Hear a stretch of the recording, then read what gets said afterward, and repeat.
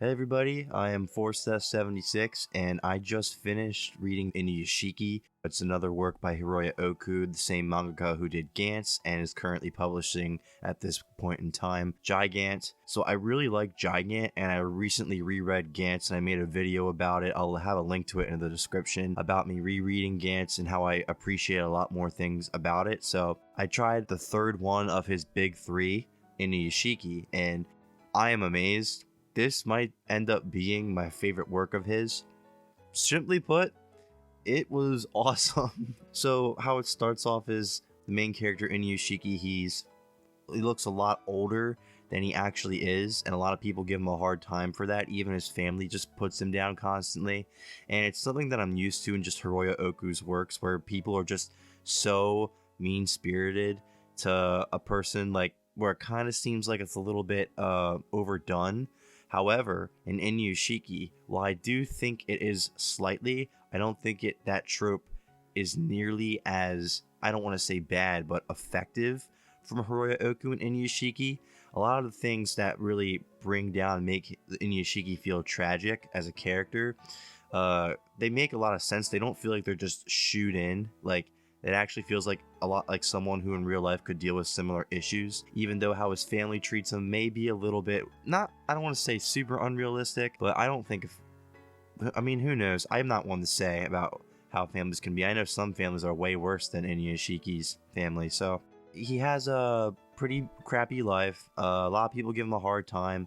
His body's aching. One day he gets a dog, thinking he'd be happy from that. It's like the only friend he pretty much has. One day when he unfortunately finds out that he has stomach cancer from doctor's results, he goes on a walk with his dog that he purchased and cries and looks up in the sky and sees a meteor. It hits him, and basically when he wakes up, he doesn't remember what happened. He doesn't remember the meteor event at all. And when he gets home, he starts to realize that he's not himself anymore, but he's become a robot. Now that plot point sounds very strange, but it's Hiroya Oku, the guy who made Gantz. Of course it's going to be strange.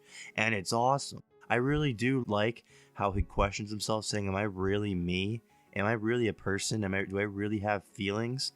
And he makes it this mission of him getting constantly rejected by society to, instead of attacking society back, to do nothing but good things after saving one person from a group of thugs after they were shooting fireworks at him. He vows after that to promise to only help people, to remind himself that he is still human, whether his body is a machine or not. That's what keeps his humanity, basically, just helping people, and I really like that. Now, another thing I do want to talk about is the villain.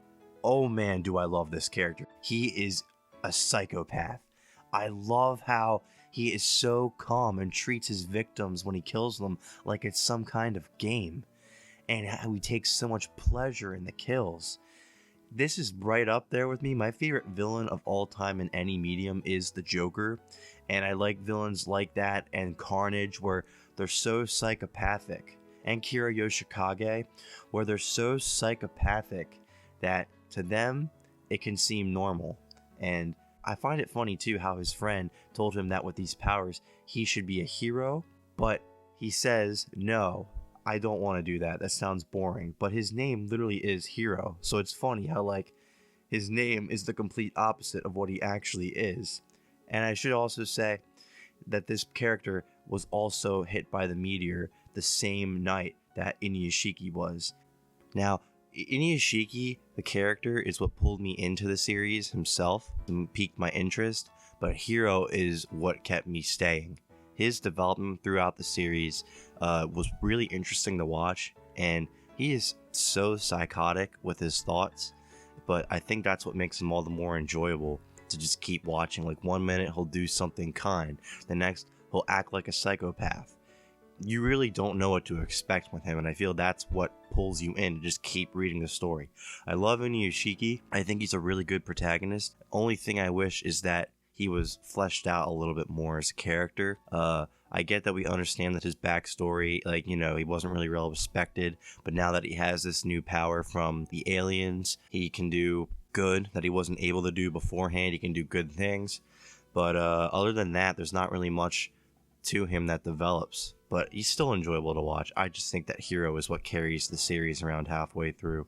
The abilities too that come with like the things that they're able to do are just so creative and imaginative. Back again to saying how Hiroya Oku's mind really is incredible at how he can come up with a lot of this stuff that I could never think of seeing in a science fiction manga. Hiroya Oku delivers. I love the panels that show Hero's crazy eyes and face. He looks so scary and serious, and I love it. This not only captures all of Hiroya Oku's good things, it also captures a lot of things that I haven't seen in his other works that I said that I've liked, such as a villain that perfectly meets my standards for what I love to see in a villain, a hero with a very good goal. And one thing that I really do appreciate is that when the hero does good things, he's rewarded with kindness from people. And it's something that I really appreciate seeing in a work from Oku, just because in Gantz, even when the team would do good things, sometimes they'd still get ridiculed by it, by the townsfolk. They'd just be mean for no reason, I'd feel at times. But in Inuyashiki, I haven't felt that. I felt that a lot of the people are normal, and when Inuyashiki does nice things for them, when he helps them out any way they can, they are very, very, very grateful and make it apparent to him how grateful they are. Artwork is phenomenal. I think it's actually even better in here than it is in Gantz. And I really do like the story, even though that it can be pretty fast paced, which I think in this case actually works for Hiroya Oku's works. There were some moments that actually made me pretty upset, especially a lot of moments in like the last 2 volumes that kind of almost brought me to the verge of tears. I feel like just how Hiroya Oku conveys emotion through his faces too. It's not something you really see in a lot of manga. I think he masters that. He can just have panels and panels and whole pages of just people faces drastically changing emotion to symbolize how sad and broken down they're becoming. But yeah, Inuyashiki I'd highly recommend. Even if you did not like Gantz, I'd recommend reading Inuyashiki because I feel you would like this series. I feel like a newcomer to Hiroya Oku would enjoy a series like Inuyashiki more than Gantz, honestly.